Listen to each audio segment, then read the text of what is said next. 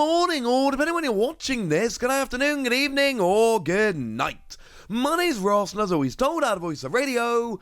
So today we need to have a good old look at some rather beautiful secret rares that have gone and been revealed from the upcoming Temporal Forces expansion. We are in the reveal cycle now. Some of the secret rares have gone and been revealed, and I'm just going to go out on a limb here and say that these are absolutely worth getting excited about. So let's start off with Raging Fire. Now, Raging Fire was done by T0, the artwork, and I'm very lucky that T0 was one of the artists I got to meet when I went to Creatures. It was awesome. I'm very upset because I'd actually bought the illustration rare Sandygast in Akihabara like a day or two earlier, and it was in my hotel room in Japan, and I didn't take it when I met T0, so I didn't get it signed, and that's really... I got like a postcard signed. It's not the same, frankly. It's not the same. But I do have a lot of respect for T0 as an artist. They are fantastic. I do really love the Sandygast that they did, and pretty much my only regret from the entirety of my trip to Japan is that I didn't get this signed, despite having it in my hotel room, and then meeting the artist. Boo! But this Gouging Fire might be one of the very best things that T0 has actually done. It is absolutely flat out, proper job, over the top, stunning, and I think they've nailed it. Getting T0 to do this artwork, I think, was a wonderful, fantastic, brilliant idea. Now, in terms of the card, it's an ancient card, and it's a fire Pokemon, and this is really important. Because 2 energy, 60 damage, and nobody really cares. Like, it's fine. And you can actually get this going turn 1, going second pretty easily, because you can either use Magma Basin to accelerate the second energy. Yay, it's a fire Pokemon. Do remember it needs to be on the bench, though, if you're going to do that. Or you can use Professor Sada's Vitality to accelerate the second energy. And my point is, we've got multiple ways to accelerate the energy. You only need to accelerate one, and then it's turn 1, you're going second, and you're dropping 60 damage.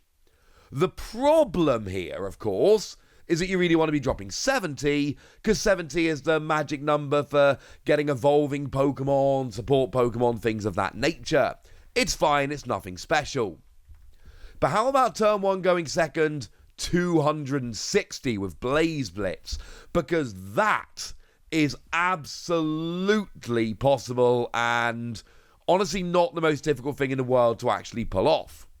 Because let's remember, we've got Professor Sada's Vitality and we've got Magma Basin. And both of those can be used at the same time, or, one after another, and they can accelerate 1 energy each, and now all of a sudden, you're doing 260, turn 1, going second, which is ridiculous. Because if your opponent hasn't had a chance to evolve their Pokemon, and if it's turn 1 and you're going second, they definitely haven't, it basically KOs anything. This is an absolutely absurdly good option, turn 1 going second, if you can get 2 energy in a discard, and then get both a Magma Basin and a Professor Sada's Vitality. Which is absolutely doable, incidentally. Yeah, you're going to have to get the discard going, and yeah, it's going to be a bit of a pain, and it's not going to work every time, and I understand there's a combo involved. But the idea here that you can literally just use this turn 1 going second and be dropping that much damage that early in the game is absolutely ludicrous. This is going to lead to some very quick wins. And the thing is, with an attack like this, let's say it doesn't win the game. Doesn't have to win the game. Because sometimes you do this and your opponent's just got another EX ready to go. Fine. They're still down 2 prizes. And that's kind of my point here. Because even in those games where your opponent is going to be able to turn around and go, it's alright mate, I'm sorted, there's still 2 prizes down. Now, there is that downside that you cannot use it again until it leaves the active spot. But, look, we've seen a million Pokemon that cannot attack 2 turns in a row. Miraidon, right now, is one of them. Still sees a bunch of play. I mean, I could sit here for the next, 5 minutes and just reel off a whole bunch of different examples. But you hopefully get the point here. As in, we've had a million of these over the years that can't attack the next turn. It never matters. Because you just get the Pokemon in and out the active. You're good to go. Some of the best Pokemon we've ever had have been along those lines. So don't worry about that. It's really good. And yeah, a lot of potential. But maybe you don't want to play an ancient Pokemon. Maybe you want to look more towards the future. Well, may I introduce you to Iron Boulder? We've had the official English reveal of the special illustration rare of Iron Boulder. And now this time by Nagamiso here. And I don't like it as much as I like T-Zero's artwork. But let's be clear, it's still absolutely stunning. And as a massive Terrakion fanboy, Iron Boulder is one of my favourite of these Pokemon, Paradox Pokemon. It's amazing. Love it. I'm not sure I love the card so much, though. You see, the thing is that ancient Pokemon, as I've said, are quite good with energy acceleration. And future Pokemon have got plenty of other tricks. Like, we've got the Future Boost Energy Capsule, which both gives free retreat and lets you do an extra 20 damage. The problem is they're not so good with the energy acceleration. There is the A-Spec coming that lets you accelerate 1 energy to each of your future Pokemon, but it's an A-Spec, and you've got to get it, and it's once per game, and it can accelerate up to 6 energy, but you don't want to use it really early. What you really want to be doing here is using it in a situation where you can get all 6 energy, 1 to each of your 6 future Pokemon in play, and really make the best use of it. That's where this card really excels. So, energy acceleration here, we're struggling a little bit. And in terms of fighting energy acceleration, yeah, fine, we got Gutsy Pickaxe. But I think if that was good, well, people would be playing it. Not to be too obvious here, but if it was good, it would be good. Reveal the top card of your deck. If it's a fighting energy, attach it to one of your bench Pokemon. If it's not, put it into your hand. It's fine in a speed deck. I don't mind this at all.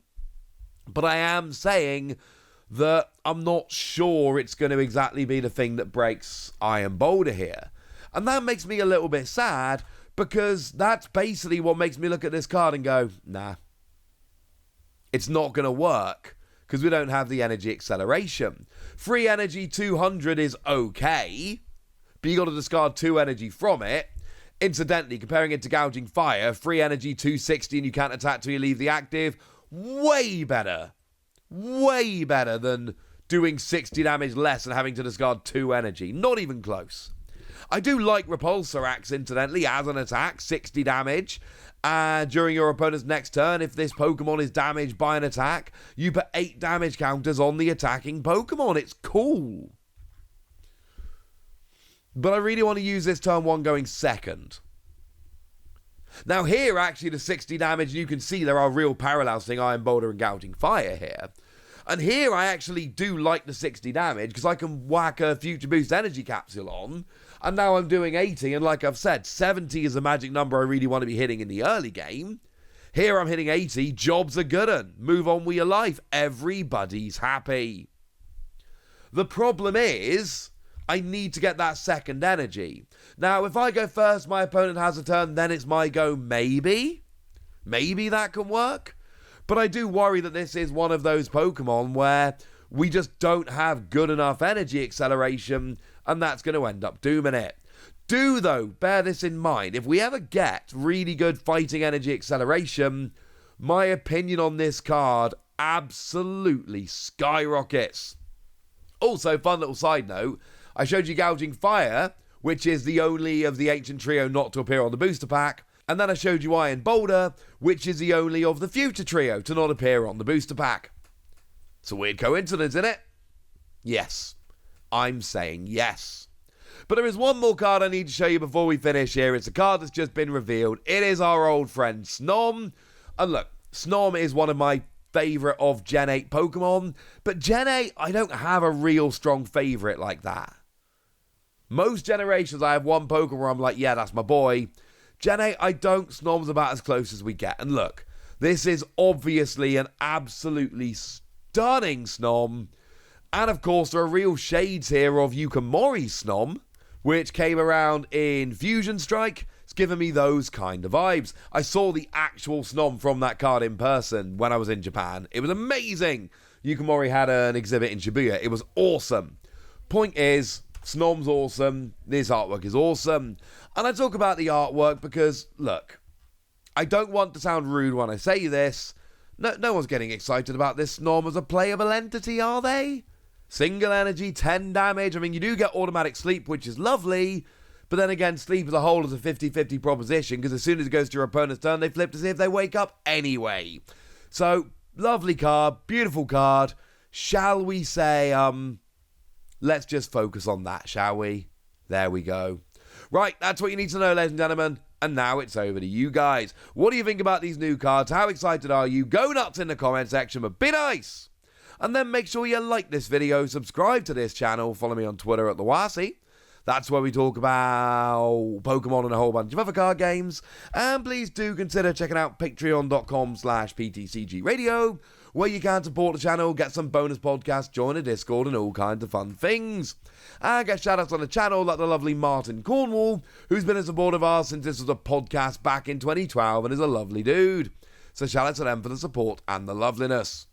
But by far the most important thing, as always, look after yourselves till next time, would ya? Thank you very much for watching. My name's Ross, and you've been watching PTCG Radio.